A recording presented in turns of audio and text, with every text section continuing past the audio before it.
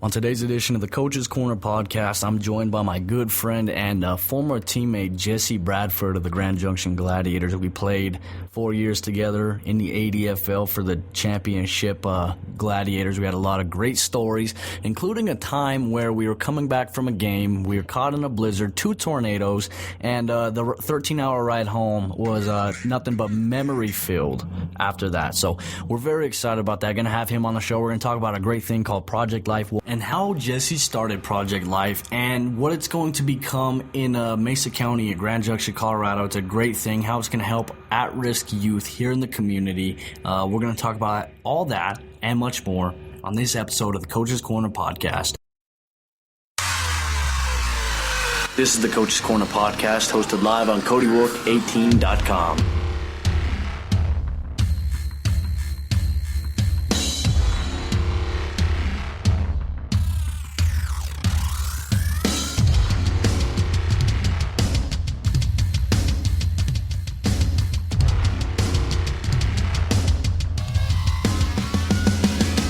Welcome back to another edition of the Coach's Corner podcast, live here on CodyWork18.com. Beautiful day here in Grand Junction, Colorado. Sunny, but it is very, very cold. Temperatures below freezing.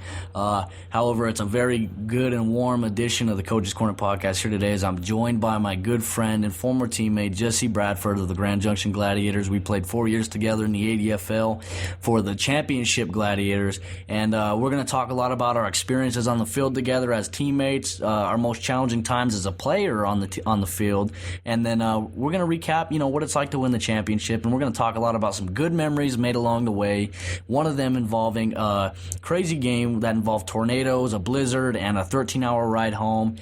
We're going to talk about all that and much more here in just a moment. So as I'm joined, Jesse Bradford, thank you for joining me here today. How are you?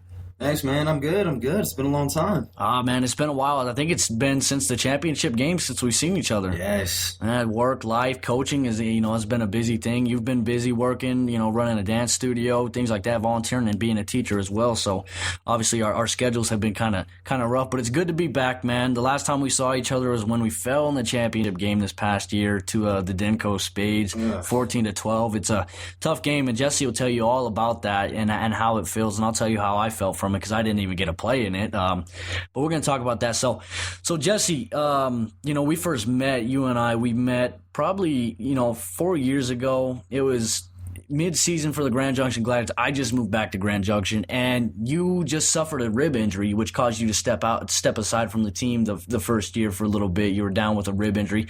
What was that like, man? I know the first time you and I met each other, we didn't get off on the right foot. Let's talk about that. We really didn't.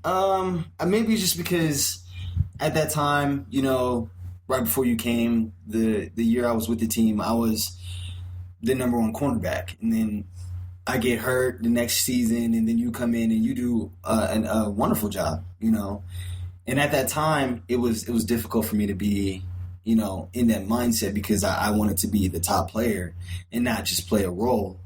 And eventually, as we both know, we became good friends. We all settled into our roles, and then, we had one of the greatest streaks ever. We went to 4 straight championships. We won 3 of them. And we had really good times. Yeah, and as you speak about that, obviously, being in the championship game 4 years in a row is something unheard of at the football level. It's crazy. It's an unsurmountable thing. The fact is that this team that we've been on, we had a three-peat. We won a championship 3 years back to back to back, and what that right there, it created a dynasty. The dynasty that we had will forever remain in Grand Junction Gladiator history. But yeah, and we're going to talk more about that. However, kind of when Jesse kind of returned the next year from his rib injury, and it was just kind of new faces, and I came in after he got hurt, and I was the cornerback, and then the next season when we had practice, it became really competitive. Like, you could tell both of us wanted to play that position. We both were very good at it. We were very good cornerbacks, defensive backs for this Grand Junction Gladiators team. And so, I could understand it from him coming in, like being the starter one year, having an injury. It's something that was out of his control. Coming back, having to try to earn that spot again. It creates some animosity and it creates some tension. And we didn't get off on the right foot. It was very competitive. But, as they say in sports, competitive nature fuels successful teams. And I think that we pushed each other because none of us wanted to make a mistake. It was because both of us were so focused on doing our job, trying to get the spot, that we were so focused that we did not make a mistake. It literally, none of us made a mistake that was very critical in a game. We were competitive, we were smart, and we did our best to try to get the advantage, but it was even. So eventually it had to be to the point where our defensive coordinator were like, okay, we're just going to have to alternate series, And that's it. Coach Keith is what really harnessed our abilities together, And to go back a little bit, even though I did face that rib injury, I still competed that season. Mm-hmm.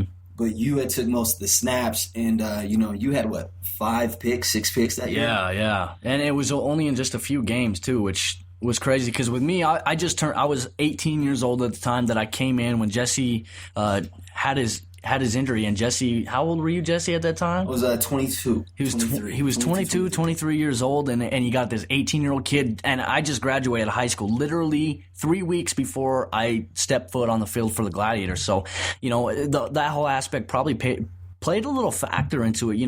Obviously, if in my retrospect, I kind of experienced the same thing as well with some younger guys when my third or fourth year as a Gladiator, having some other guys come in and kind of try to challenge me for that spot. So that was a hard thing for me, but I understand, competition, no guy who's playing really well wants to lose his spot. So our defensive coordinator, Keith Powell, done a great job, has coached what has been one of the best defense in Colorado essentially for 4 years, averaging teams to only 6 points a game, and just this defense created turnovers, got to the quarterback, and it's a true dynasty. And this defense has won this team championships multiple times. Weren't we tops in the entire nation for a couple of those years? Yeah, we were top 4? Top 5.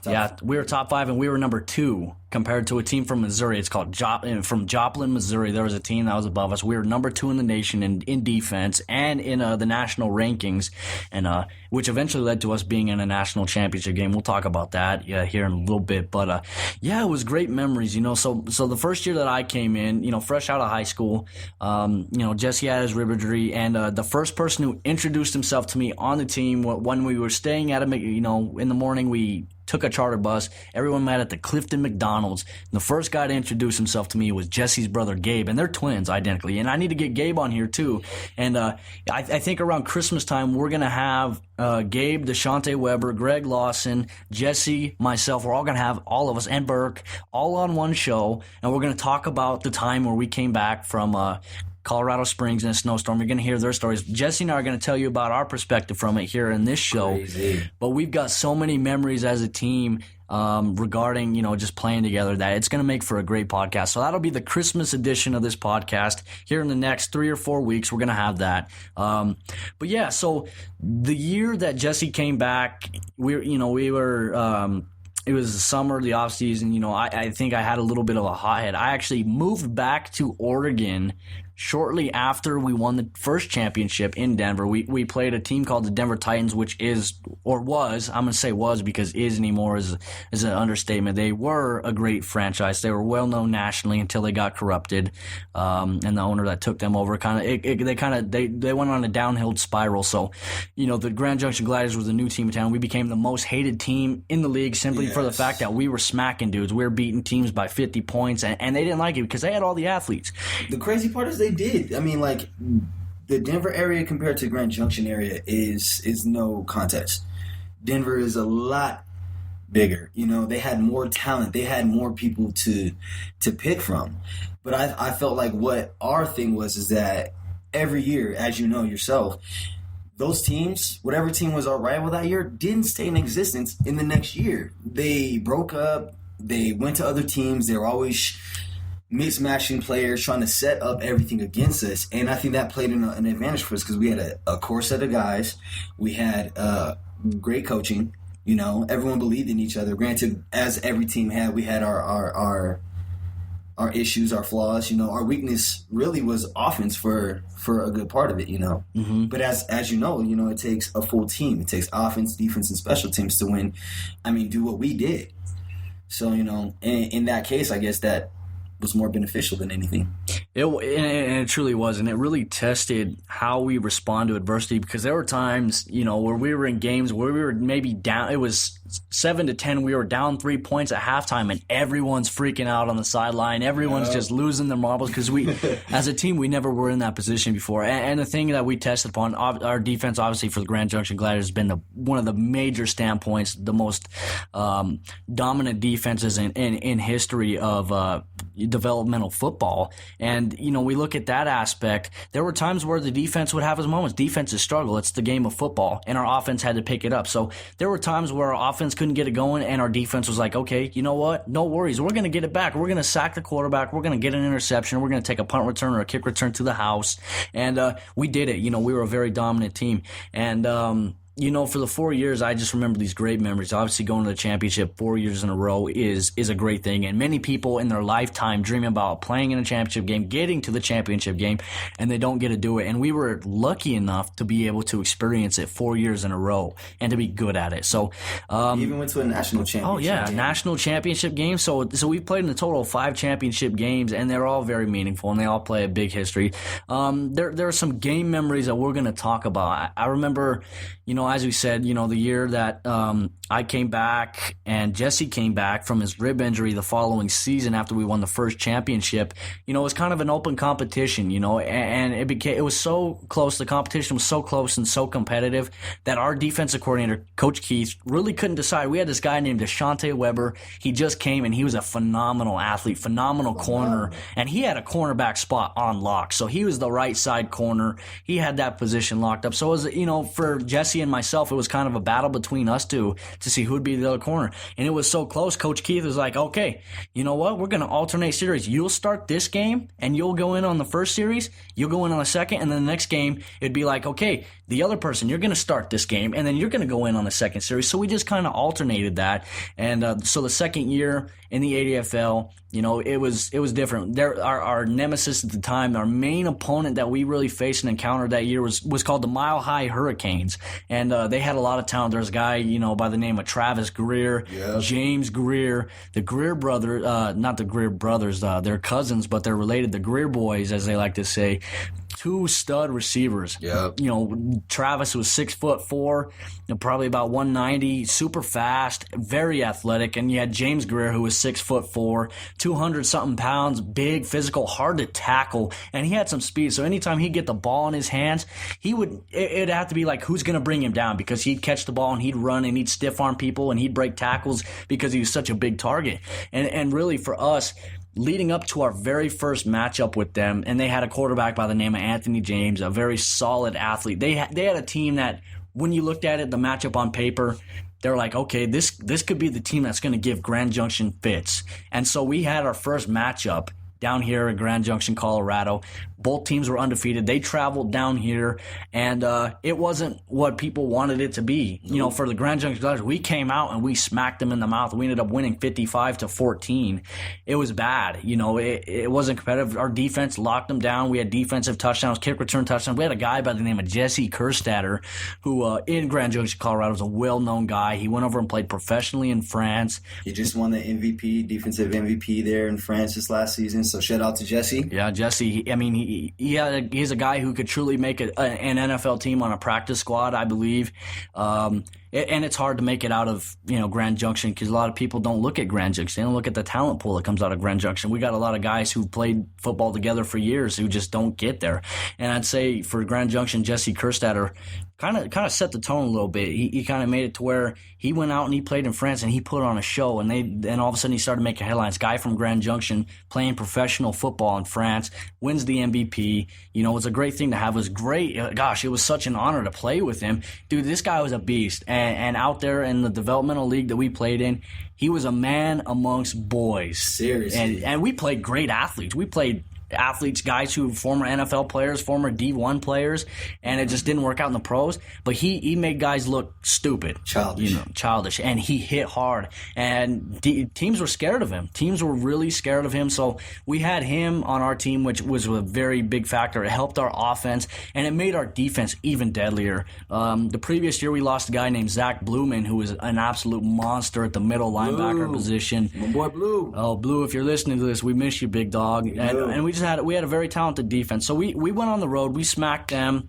and then we played them 2 weeks later in Denver on their home field in what was torrentially a monsoon game. It ended up being rained out. It rained. It was like hurricane weather, which was funny. I'll tell you just about that in just a second. But we won 27-0. They stopped it in the fourth quarter. We were up big. I had a pick six that game, and our offense was running the ball. It was very fun. But the thing was, they were down 27-0. It started pouring down rain. And if you remember, Jesse, remember the lightning that was just crackling off on the sky? Like the ground would shake when the lightning struck. I thought we was gonna get hit for sure, man. Oh, it was close, and we were on flat terrain, so potentially we might experience a tornado because it's out at a place called Vista Peak, and out there it's just flat lands. There's no mountains. You're on the mountain essentially, and it was crazy. And there was this player on their team. His name was Joey Joyner, a guy who has made it his personal vendetta to go after Grand Junction. Each year we hear about it on Facebook. Grand Junction's going down. Got something to say. Yeah, always got something to say, and it's the most important part of it. And then actually, Gabe Bradford just walked in right now. Jesse's brother, former teammate of mine. But it was awesome. And the guy's like, it's hurricane weather, and obviously the scoreboard said that we were up 27-0, and so it was a great thing to do. And we went on the road and we smashed them. We ended up playing them in the championship game that year, the ADFL championship, the number one seed. We were the number one seed, and they had to come to Grand Junction once again. And this time it was a competitive game. It was close. We actually found ourselves down 14-0 in the first quarter. In the first 10 minutes of the game, we found ourselves down 14-0. And at this point, we were looking at each other like, what the hell? Because we were never in the situation before. We were so used to blowing teams out that when we found ourselves down, we were like, how are we going to get things going? Because offense turned the ball over. They were struggling. We gave up a play that was controversial. They threw a jump ball to James Greer.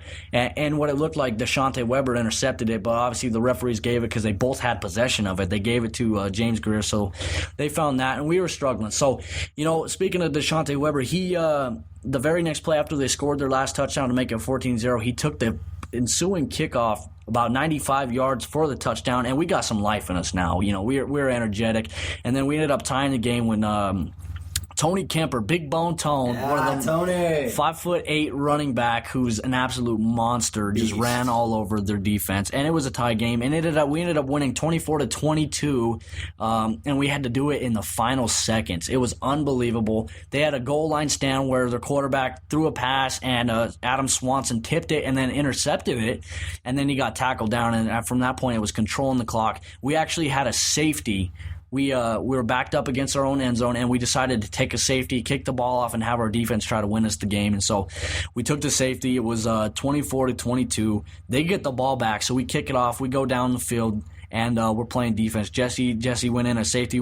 This is where we went prevent defense. We went cover 4, so we had Jesse Kerstetter back. We had Jesse Bradford back. We had Adam Swanson, myself, and Deshante Weber as our DB unit that was in. And then they had a snap go over their head, and then we sacked them. And then we, obviously game over. We won our second championship in a row, back-to-back. It was such an amazing feeling. Jesse, winning that championship, being there physically for the first time, obviously being injured the first year. Gabe got experience the first year because he was there.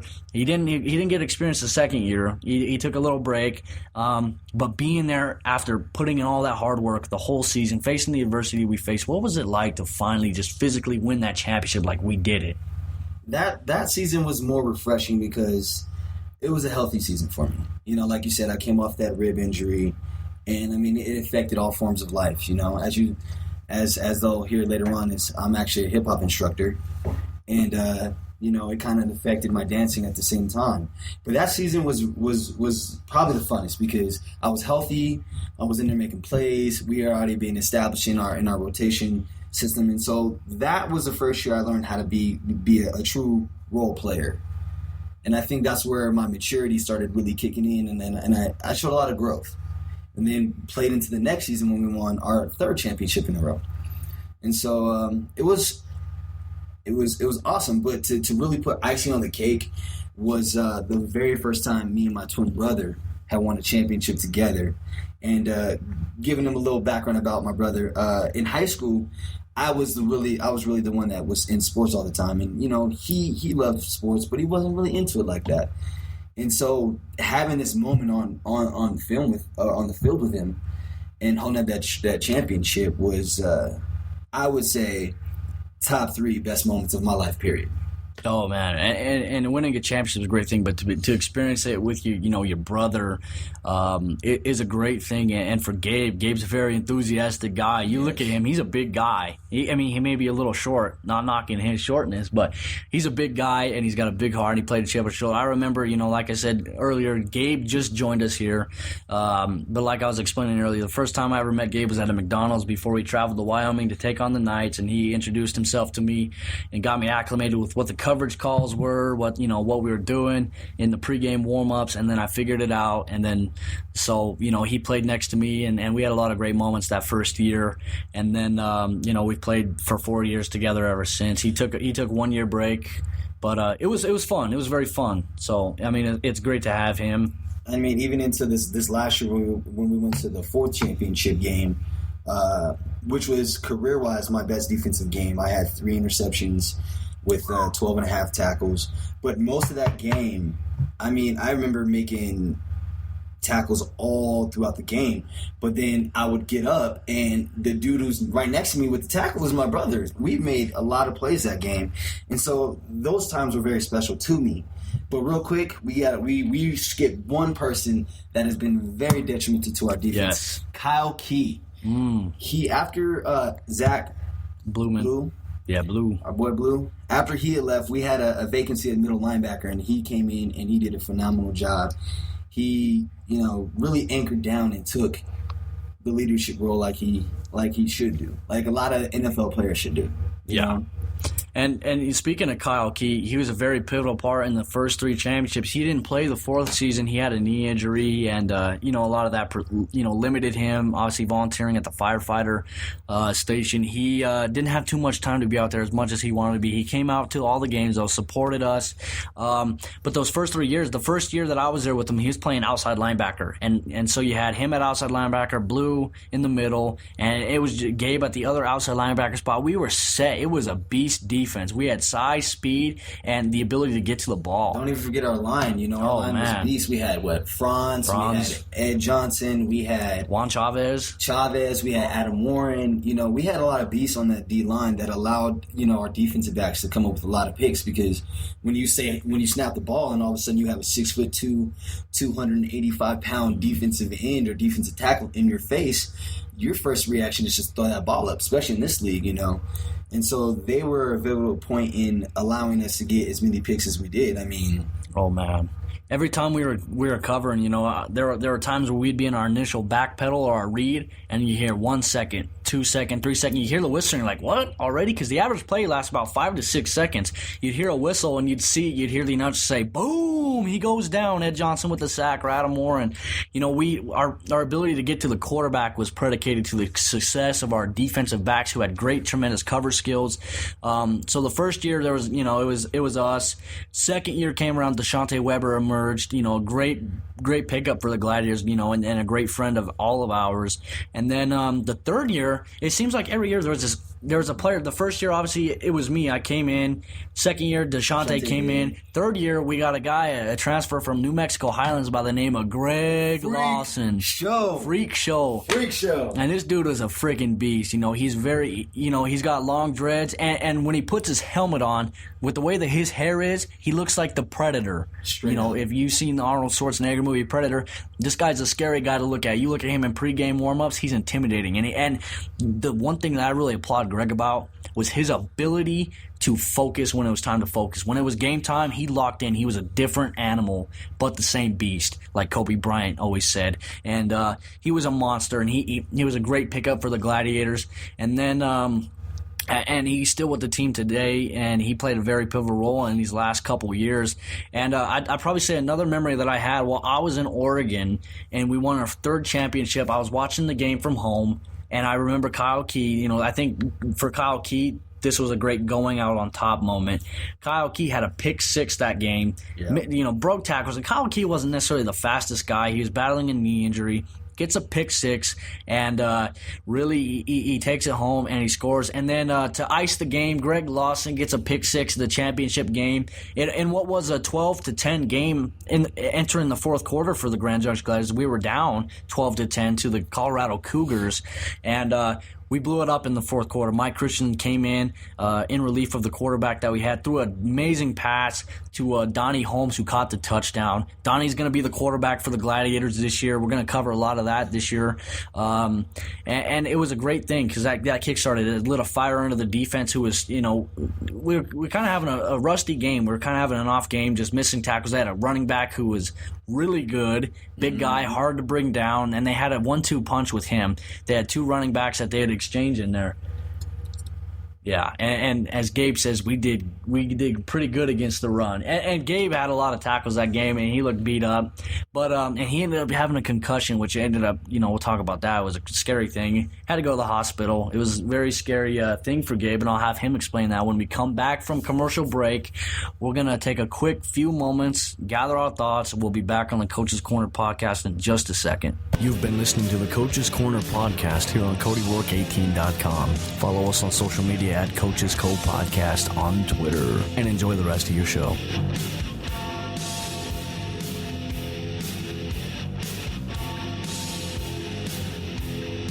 And just like that, we're back here on the Coach's Corner podcast here today, joined by Jesse Bradford and Gabe Bradford, former teammates of mine, good friends of mine too. So very glad to have them on today. And so as we were talking about before break, we were talking about Gabe and the championship game that he played in, and just his evolution from being on the team over the years to what he's done in the community. And so Gabe, welcome to the show. Thank you for having me. Yeah, and if you don't know, they almost sounded like you should see them in person. I'll actually take a picture and I'll post it on the podcast on the Twitter, and I'll show you. They both look the same. It's kind of funny, except body types are a lot different. Jesse's kind of tallish and athletic and kind of slim, muscly built, and Gabe is like Vin Diesel. Good analogy. Yeah, I used to call. I think he just called you bloated, dog. Nah.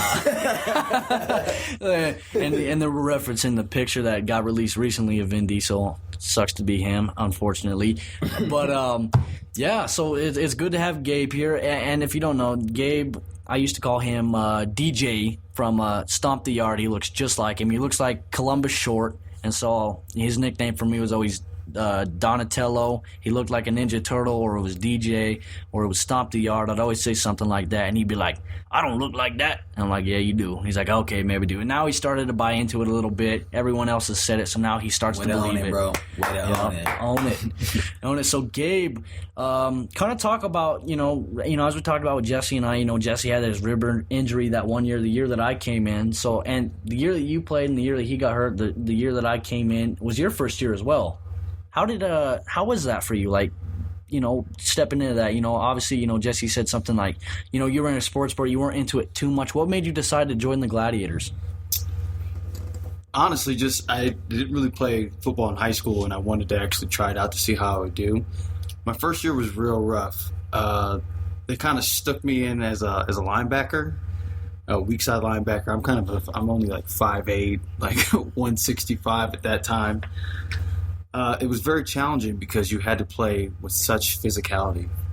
And being a small guy hitting running backs that might be from 205 to 245, it takes a toll on your body, especially if you're not, the size you need to play that position. Oh, yeah. Well, and especially with some of the guys that we played against, the bigger guys that we played against, obviously getting hit by them, run over them consistently and having to tackle them, that takes a lot of toll on the body, as Jesse can attest to. And all offense, too, a lot of these tailbacks, especially the heavier ones, it's not like we were facing, like, athletic Jerome Bennis's out there. No. They were more...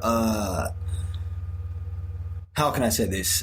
Players who just ate McDonald's 5 minutes before they get on the field, and it was stuff like that. And they had some physical attribute, but I mean, the weight was, oof. Oh man, some of these guys pushing 260, 270. Oh.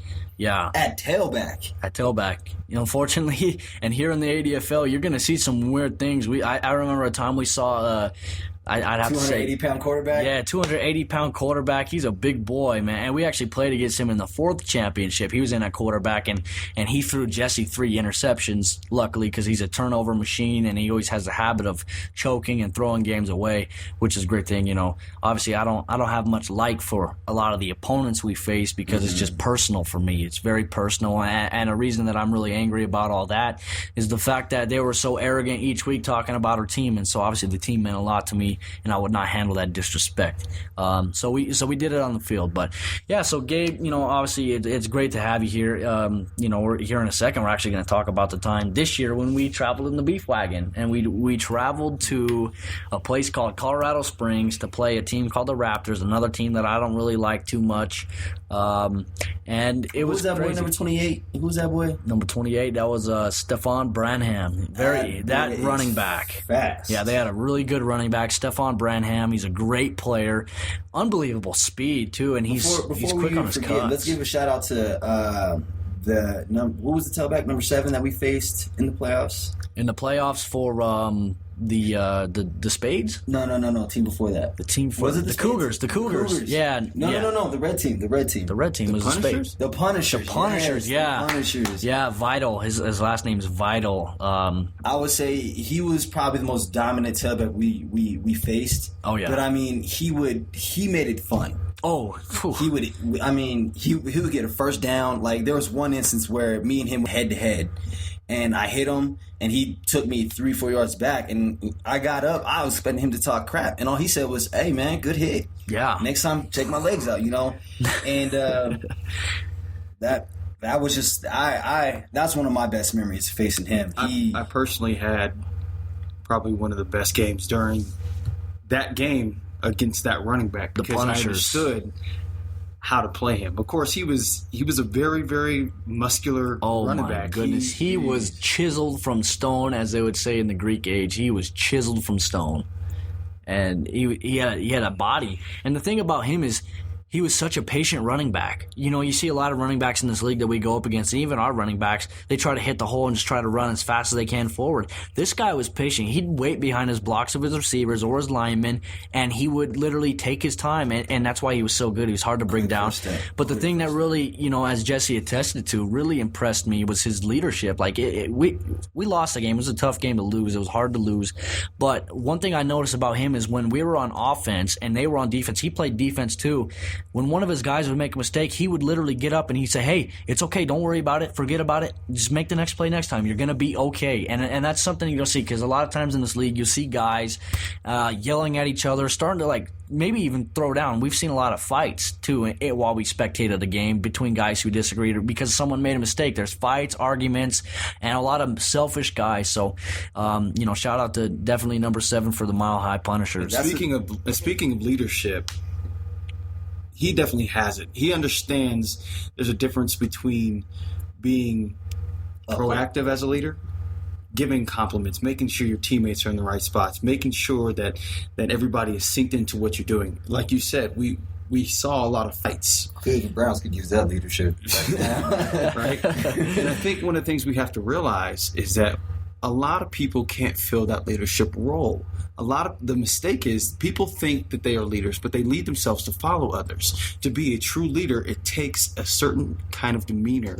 not just on the field, but off the field in your personal life, to establish rapport with your teammates, with your organization, and with your fans. He definitely has that. Like I said again, Cleveland Browns. Cleveland Browns. and we're going to get to the Cleveland Browns in just a few moments. But so this next segment that, we're going to talk about, the three of us, we're going to kind of take a little personal deep dive into it. And we're going to give our best single game experience that we've had as individual players. And then we're going to talk about the story in Colorado Springs. So, Jesse, we're going to have you start it off. What was a moment that you've had as a player for the Gladiators in the 4 years? And I think I know what you're going to, I think I know what you're going to bring up. But what was it to you that was the most memorable, that kind of cemented your career and your legacy as a defensive back for the Gladiators? All right, let's see if you can get this one, Miss Cleo. All right. There was one game, I forget which championship it was, but we needed to have a defensive stop. It was the defensive backs. It was me, you, Adam and Deshante and Greg. You know, Gabe at that time, he had played linebacker, but we had just did a prevent defense. And all I know is that we had an incomplete pass, and for no odd reason, we all huddled up and we all looked at each other and said, "This is our time. This is our moment." And I in that moment, I think that I realized how special this was, just because it was our third championship. We win that game, we got our third championship. No one, I mean, can you list the teams that are not NFL teams, not professional teams that have won 3 championships in a row? You can't. You really can't. The last team that tried was the Flames, and they lost their third championship by a complete blowout. You know, and shout out to the Flames. I got a lot of friends out there from high school. You know, Brandon Jaycox, lineman on there. Shout out to him, big boy. But you know, that was my moment. You know, that and then the national championship. Even though we got spanked. And that was a rough one. We lost 35-0 to a San Francisco team that was absolutely filled with talent. Probably the most talented team we've ever played against at all positions. And they traveled really well to Denver from San Francisco. They had a starting defense, a starting offense, a second offense, and a second defense that they just rotated. They had enough guys to rotate in, and we didn't. And so they were really fresh all game, and they were really talented, and they took it to us. It was very humbling experience. It hurt, but it taught us a lot. And so with that, Gabe, what's your memory? Like your most memorable time as a football player for the Gladiators? My most memorable time as a Gladiator was right before our third championship, the game before. The Golden Miners. The Golden, yeah. Playoff game. Yeah. And I'm on the field, and it comes to the point that we have to make a play to change our luck. We're down, of course. And Right before half. And I get a pick 6 off of a screen. And I was excited. I was so excited at that moment. I realized we have to keep up the momentum. We have to. So I'm in the back with the team, and I just start yelling. Now, the yelling came with a purpose, because after that, Jesse, of course, came back with a kick return. 95 yards. 95 yards. Oh, baby. But one thing that people don't really realize is it was for a purpose. Whenever you're in a fight, whenever you're in a dog fight with anything in life, you have to be resilient. Not giving up and always remaining in the frame of what you're doing. You have to realize, and a lot of players don't realize this, when you play for an organization, when you play for a city, you don't just play for yourself. You don't just play for your teammates. You play for people who might be going through issues. People come to watch our games because they enjoy watching us, but it provides a very, very good distraction for what goes on in life. Life is full of stressors and situations that just have negative impacts on us. So when they see that the team is willing to fight through those things, to fight through just winning a game, it can inspire people to be courageous and fearless and attack life head on. And that's a great thing. You know, you point out a great thing, and that's actually something we're going to talk about here in just a few moments. After we get through this, we're going to talk about something that's very relevant to what Gabe just said, Project Life. We're going to talk about that in just a second. I'd have to say... What was your favorite memory? You know, obviously winning the championships, the 3 years that we did was a great thing. I would have to say the most memorable thing for me was how I became noticed on the team, how I earned my stay on the team. And it was my first game, actually my first 2 games as a Gladiator. The first game being when, you know, we traveled to Wyoming, Casper, Wyoming on a prison charter bus. It's a funny story for another day. And being out there, and you know, with me, this was my first game since playing my last game in high school, which was probably about maybe 7 or 8 months before. You know, I just, 18, and I just graduated high school 3 weeks previous to me playing in my first game. And so I'm this high school kid playing with a bunch of grown men. And I'd have to say it was kind of nerve-wracking. You know, I had to prove myself all over again. And for some reason, our offense, was running the ball really well. We kept scoring. So they first started me out on kickoff, and that's where I was. And I literally made every single tackle on kickoff, and everyone's like, where did this guy come from? And it was awesome. To me, it was like, wow, this guy can play. And then they put me in a cornerback, and we were in cover 2, and they ran a slant on one side, and they ran a tailback swing to my side. So me as a cornerback in cover 2, I have to cover the flat. So as soon as the running back caught the ball, I blew him up and tackled him, and then all of a sudden I found myself the next week starting at cornerback in a playoff game, which is my next memory, which is probably it was important to me because I've never been in a playoff game. In high school, my high school teams, we didn't do good. My aspiration was to always go to the playoffs, win a championship, things like that. So we were in this playoff game at home against the Predators, playing against Travis Greer. I'm covering him. This is my first year, 18 years old, and then we're covering him.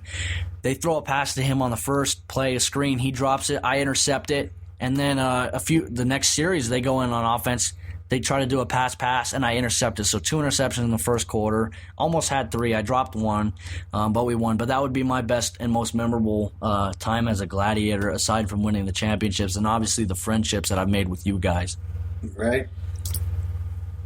But real quick, before we say anything else about the Gladiators, we have to give credit where credit is due. And we want to say, Janelle, we want to say thank you for everything that you've done for this team. Ed also as well, because those two, they did everything for this. This has been their baby since day one. And, they made sure they put everything they had into this. And I know sometimes it got a little rough with fees or whatever. So we want to just say thank you so much for presenting this opportunity for us, because a lot of these players did not have that chance. I never thought I would get a championship. Yeah. And so we want to say thank you. Miss Janelle Roller and Ed Johnson, Owners of the Grand Junction Gladiators. Ed also plays. He owns the team. He's owned them for the last 6 years. It's been a great experience, and they've definitely provided a lot of opportunity to young men and to people who miss that spark. They miss that feeling of playing football, and they find it again. They find that love for the game here with the Gladiators. Great job, opportunities, and they've spent a lot of their own money to make sure that this is possible. So quick shout out to them. And then obviously for us, we have our sponsors. A big fan of the Denver not the Denver Broncos. Oh, he's a big Denver Broncos fan. But we want to thank, Dr. O'Brien, Jason O'Brien over there at O'Brien Chiropractic. He's the official team doctor of the Grand Junction Gladiators. And we want to thank him because before every single game, he would come in and he would adjust us for free. Essentially, what would happen. And what he usually charges $40 for patients. He charges, the Grand Junction Gladiator players $25 to get an adjustment. And so anytime we had an issue, Dr. O'Brien was the guy to go to. We want to thank Caitlin Cottrell, Cody Cottrell's sister, former player of the Grand Junction Gladiators, our trainer, who spent a lot of times at practice, who spent a lot of times at games, and she really helped. And then obviously the first year there was a trainer by the name of Trista Delmont who really helped us out, kept us conditioned. We'd condition after practice, keep us in shape, make sure our body was taken care of. And then Caitlin came in the next couple of years and really helped out. And then we also want to just thank the fans of the Grand Junction Gladiators, all of our sponsors. Thank you so much for everything that you've done for the organization and being there, supporting us in the public eye, cheering for us in the 100-degree weather, which has been a lot of things that we've had to do is play in a lot of 100-degree weather. So thank you so much for cheering us on, and we're gonna keep in tune with the Grand Junction Gladiators here in the next few months as tryouts ensue. We're gonna talk a lot about that. I may have a coaching gig there, but our presence with the team will remain. We've officially, Jesse, Gabe, and myself, this was our last year playing football. Obviously, I medically retired due to my injury, and we retire on a good note, winning championships together, making memories, and it's been an awesome thing. And so as we talked about earlier, we had a trip to Colorado Springs that ended up being one of the craziest, most memory-filled, hilarious, scariest type of experiences we've ever had in our lifetime. Okay, and so we were in Colorado Springs. We were playing the Raptors, and in a game when we were driving there, we were looking at the weather conditions. We're like, hey, this might be a game that we'll see some bad weather. And so the town that's located 15 minutes outside of Colorado Springs is not near any mountains. It's flat land, tornado land, and we get there and the storm clouds are absolutely absolutely so dark. It's scary. Like, it honestly scary. And actually, on the drive up there was a billboard that we passed before we turned left onto the interstate to go there that said, "What would you do if you died today?" And, and so the whole time I'm looking at that sign, I'm like, you know what? This might mean something. So we get to the field. The storm clouds are bad. You know, you see these big buildup in clouds. Supercells, actually, is what they call them. And we're sitting there, you know, we're dressed, and we're out there doing pregame warm-ups, and we're looking at the sky. Like, everyone's kind of keeping an eye on the sky and the surrounding around them, and it's kind of scary. You know, you have, you know, thunderstorms, you see a lot of lightning, and we're like, okay, this is kind of scary. So we begin playing, and it's the first quarter. We kicked the ball. Actually, we got the ball kicked off to us. No. We kicked the ball off, and then they had their offensive drive, and then the game got stopped for that tornado warning. No, we stopped it. So what happened was, first we ended up being up 7-0 in the first 10 minutes of the game. You know, in the first quarter, we went down and we scored. And then as soon as we were getting ready to kick the ball off to them, the referees go, "Everybody inside, tornado, tornado." And then so we're like, what? No. And so we go inside. They called it. They put the game off for a second for the weather delay, and they said that there was a tornado that touched down on the ground a couple miles away from us. There was even a picture on Facebook of the school, and it was a big tornado. It was pretty big. And so what they did is they moved us to this basement kind of thing that was safe for, you know, this school if the school ever had to experience a tornado during the year. They sent us in there, so we're all in there. All of us, we're in there with the enemy team, and you know, none of us are talking to the enemy team. We don't want anything to do with one another. But all these people too, all the fans there, they're in there. They got dogs in there pooping like pit bulls and just everything. And it's a conundrum. It's a mess. There's everybody. And then we wait probably maybe a half hour, and then all of a sudden, you know, as we were getting ready to go back in, it starts pouring down hail. The hailstorm was coming down from the tornado, and it was terrible. It was bad. And so you look out in the parking lot, and it looks like it's snow, but it's not. It's actually hail, but there's so much of it on the cement and on the roads that you think it's snow. And as soon as you're about to go back out there, another tornado touched down, and so we were in there for another delay. And then so the question became between the coaches and the refs. The refs were saying, you know, we can still continue this game. A couple of our coaches were like, no, we don't want to do it. We want to just, we want to go home, call a game. We'll figure it out. We'll reschedule it. And to us, players were like, no, we're not going to reschedule this game. We traveled all the way down here, 6 hours, to play this game. A big game. It was a divisional game. And, so a lot of the coaches wanted to, and the only coach that really said, we want to stay, we want to play, was Coach Keith. And I don't think there's anybody out there on this team who loves the Grand Junction Gladiators, who's the Gladiators have given him an opportunity, amidst some circumstances he faced prior, right, and has gave him such a big opportunity. He loves his team so much. His passion is evident of it, and it's such a great thing. And that's what us players really love about Coach Keith. And as a coach, he's grown the most, I remember our first few talks, he showed passion and joy from the get-go, but he wasn't voicing it like he was. And then, throughout the years, he just became more of that dominant presence. And even this last season, I feel this last season, he was the most dominant presence as a coach that we had. And he was the voice. He was the voice for the players. The thing that you look at as a player, and I know this being a high school football coach, is that the kids that you coach, or just anyone that you coach, they are looking to you to be fired up. They want to play for you. You have to be that coach that is going to tell you when you mess up, is going to teach you how to correct it, and is going to speak for you, and is going to fight for you. So if as a player, you want to be fought for. And basically make it fun, a.k.a. P. Carroll. Yep. And shout out to Coach Keith. We appreciate it, and I look forward to actually working with you this season as a coach. So it's going to be exciting. So, anyways, Matt, Coach Sean, Coach everybody, hey, shout out y'all. Trevor, Pat, everybody else. So it was a great thing. So back to the story. So the second tornado happens. We had the delay, and it became a question of, are we going to continue this game? And all of us players, their players, we were saying yes, we want to play. Let us play. The field was covered in hail. It was slick, and so we go out there. Obviously they say, okay, we're going to do it. So we had a quick 5-minute warm-up period. Both teams went out there. We were out on defense first, and it was so cold. It was unbelievably cold. And I remember the first couple plays, they ran it. We stopped them, and then they had this huge run. They had this touchdown run that, in the snow. They had a toss, and we just didn't have contain at that point, and they scored. but they missed the extra point. So it was 7-6. We were up, and then throughout the game, it started raining again. Like it started raining and pouring down rain. No sign of a tornado. We were okay in that aspect, but it became really windy and cold. Yes. And by the time midway through the third quarter, the hail was coming down so bad. The wind was coming down. It was blowing in their face. Luckily, we had our backs to it on the field, and they had it, and the opposing team had it right in their face. And they called the game. They called the game after we forced a safety, and we're going to get the kickoff. They're like, okay, we can't see, we're going to call it. So we go in the locker room, we get dressed, and we get ready to head back home. And then the adventure begins. So we begin, not even 10 minutes after we head home, we see snowflakes.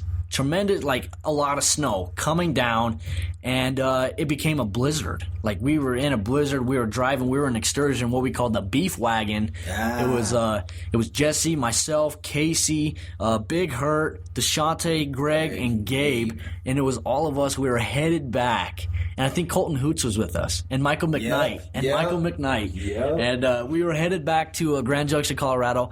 It took us about an hour, or not even that. It took us about 2.5 hours just to even go, like maybe even 30 miles. Yeah. And then so we're going up, and then we get notification that they closed Eisenhower, which is the main place that you get to go from Denver to Grand Junction. So they said I-70, they're closing it off. Eisenhower's closed. You're going to have to find a place to stay for the night in Denver. We're like, we are not staying here. So we turn around after traveling 2.5 hours up. We turn around and we're like, you know what? We're going to, a guy from Gunnison, Colton Hoots, he was like, okay, Gunnison Pass is open. So we're like, oh, okay, so let's take Gunnison Pass. So we drove from Colorado Springs all the way down, and the roads were slick. No one was driving. We were driving at first, the first part on the way back, and then our windshield wiper breaks. The windshield wiper broke off, and I've got the video on my iPad. I'll share it at a later date. It was awesome. It was an amazing thing, and we were laughing. Like everyone was laughing, and we were on the highway, and then you got Greg, just a bunch of guys who were trying to be optimistic about the situation, and it just wasn't getting any easier. The road was covered in snow. The highways were. We were the only vehicle on the highway, except for the one that got, except for the car that got stuck on where the stoplight was at an intersection on the interstate. And we were like, should we help them? And we're like, nah. And we ran a red light. And then the driver, Casey. All right, Casey is one of our linemen. This boy is Louisiana. It don't matter. He hasn't had a jacket on the whole time driving. He's got what was it? He had a cutoff. He had a cutoff shirt. He gets out in the blizzard, and he's a big boy. He's strong. He tries to push the car out himself. Yeah. Oh my gosh. And the car's stuck on the side of the road. There's a semi up ahead that's jackknifed. And then as soon as we start going down the mountain, like we stopped, and Greg's like, oh my God, we shouldn't have stopped. And there's inches of snow on the ground. We're in an excursion, and we stop, and Casey gets back into the car, goes to start, and he tries driving, and we start sliding, and Greg's like, oh my God. He's like, we should have stayed to fucking Denver. He's like, my ass ain't about to die off this cliff, and because there's a cliff on each side of the road, either way you sway, and it was scary, but it was hilarious because Greg's like, yeah, man, we should have stayed to fucking Denver. And I'm like, dude. Because we both wanted to get home, but it was scary. And so the entire time, and Casey says, you know what, we're just going to slide down the mountain. So he puts his brake on, and we slide down Gunnison Pass. It takes a long time. It's scary. What was it, like 8 hours? No, it was more than that because it was a 13-hour drive. We ended up leaving. So we left. Our game ended because we had a 3 o'clock game.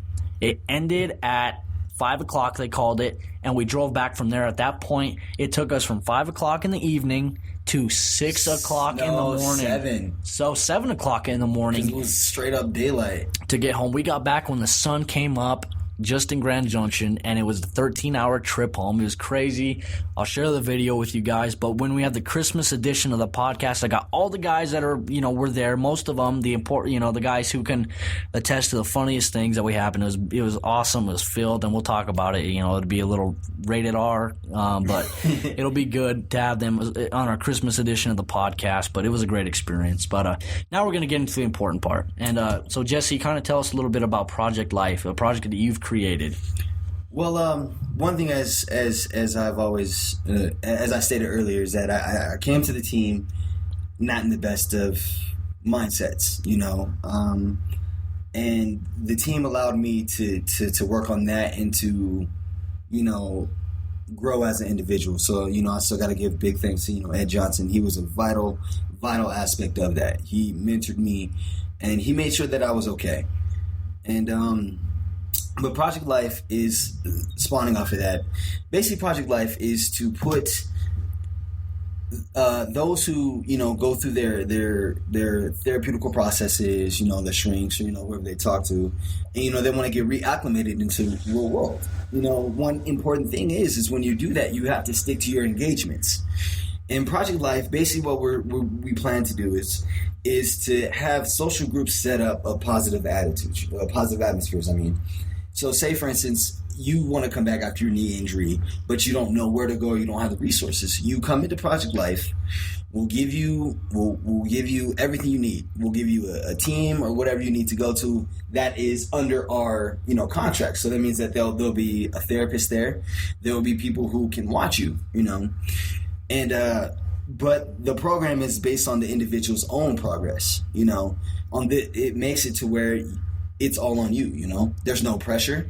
It's what you do. Now, if you were to relapse, once again, you have someone there in the situation to be there to comfort you and make sure that you're secure. Our target audience right now are teenagers and young adults, especially in Grand Junction. Like, as you know yourself, with the kids that you deal with, suicide is rampant here. Our rate is very, very high, and it has been for years. It's a big issue here in the Western Slope. It's the rates here are pretty high, and a lot of the kids we deal with don't know how to deal with it, don't have the resources, anyone to go to. So Project Life is essentially a platform that helps them essentially what you call take the step that they don't know how to take. It provides that step for them, and like you said earlier, it's the next step in your life. It provides them with the opportunity, and it provides them with the resources to do what they want to do. They'll learn how to act. They'll learn directing. They'll learn things like that. If they want to be a veterinarian or anything like veterinarian, there's a lot of things. There's a lot of things that Junction has to offer, but in this area, a lot of parents, a lot of families are in poverty. So they don't have the money to go to those resources. Project Life, it wants to cut off the expense part so that these kids can have something to do, somewhere to go that is a safe haven. Yeah. Then there's a second part to it. While we do that, the interest part to get these kids in the community involved is to get them involved in something they see all the time, which is Hollywood. They want, everyone watches movies, everyone does this and that, with the entertainment. So what I wanted to do was create a short film here, and include a lot of these kids into it. As I said before, I'm a dance choreographer, so this is going to be a dance flick. We want to teach these kids how to dance. We want to teach these kids, things that they can do that keeps them A, off the streets, B, away from drugs. That's one thing, that we want to do, but also keep them in a positive atmosphere around a lot of good people, because a lot of these kids that, we are involved with, they are good kids. They have so much potential, but there's something going on in their life where it's prohibiting that. Yeah, something holding them back. And so this program, that I'm creating, is to kind of counteract that. We can't really control what goes on into the house unless unless it gets that bad to where we have to report it or something like that. Mm-hmm. And a lot of the times it doesn't get reported. No. And so when these kids get out of their house, what are they going to do? They're going to either act out, they're going to, seek something to, take the pain away. They're going to find another avenue. So why not we put a positive avenue in place to where they can go to this and be around secure people and, enjoy themselves, grow, enjoy life as kids, teenagers, and young adults. Yeah. And that's essentially the platform that, and like we were talking about earlier, the blueprint, the foundation of the household that's going to be built for Project Life. So Jesse, how can people contact you? How can people inquire more about Project Life? Well, right now, as we're putting the foundation together, I'm gonna put we're gonna go on Indiegogo.com. and we're going to put the film project there. We're going to fund it there, but also go through a couple of business avenues here locally as well. To contact me, you can hit me up on Facebook, Jesse Bradford, or you can email me at bjesse, which is BJESSE366 @gmail.com. That is my personal email. So I would request that people do not bombard it with a lot of junk or anything like that. This is a serious issue. So if you really want to contribute to this, then email me or hit me up on Facebook. If you don't, then don't. Yeah. And also, if any of you want to get in contact with him as well, email me at thecodyworkshow@gmail.com, and I will forward the email to Jesse, and we'll get you in contact. We got a lot of great things in store. We'll keep you updated on an announcement here shortly, but a lot of great plans in store. It's all for a great cause, and it's exciting to be a part of, because obviously our generation needs it, and it's tough. So, so Jesse, anything else you'd like to say? All I want to say is that everybody out there, life can be hard, life can be strenuous, but enjoy the moments you have, because life is so delicate and it's so short. Real quick, I want to say this, and I don't know if it's going to get to him or not like that, but Johnny Manziel, bruh, I know you're going through a lot, right now, focus on you if you got to, I believe that you'll be a great quarterback. Obviously Cleveland does as well. But, bro, just take your time and get yourself healthy. I remember seeing your first game in Alabama, or against Alabama, and you torched them, man. And I got high hopes for you. I'm a Bronco fan, so this might get a little awkward, But I'm a big fan of you, man. So, do your thing, man. But get healthy. People love to watch you play. People want to see the greatness that you have. Also, Ace Boogie, what's up? And that's Jesse Bradford here joining me today on the Coach's Corner podcast. Great to have him. We're going to have him, Gabe, Greg, Deshante, Adam Burke, much more here on the special Christmas edition of the podcast here in a few weeks. Excited to have that. So thank you for tuning in. This is Cody Rourke of the Coach's Corner podcast. Thank you for listening to the Coach's Corner podcast, hosted by Cody Rourke, live here on iTunes and CodyRourke18.com. If you want to catch previous episodes of the podcast, go to CodyRourke18.com and click on the Coach's Corner podcast tab on the right-hand side, and click on the link where it'll take you to the iTunes store under the podcast section, and you can listen to every single past and previous episode of the Coach's Corner podcast live on iTunes, on your iPhone, or on CodyRourke18.com. This is Cody Rourke from the Coach's Corner podcast.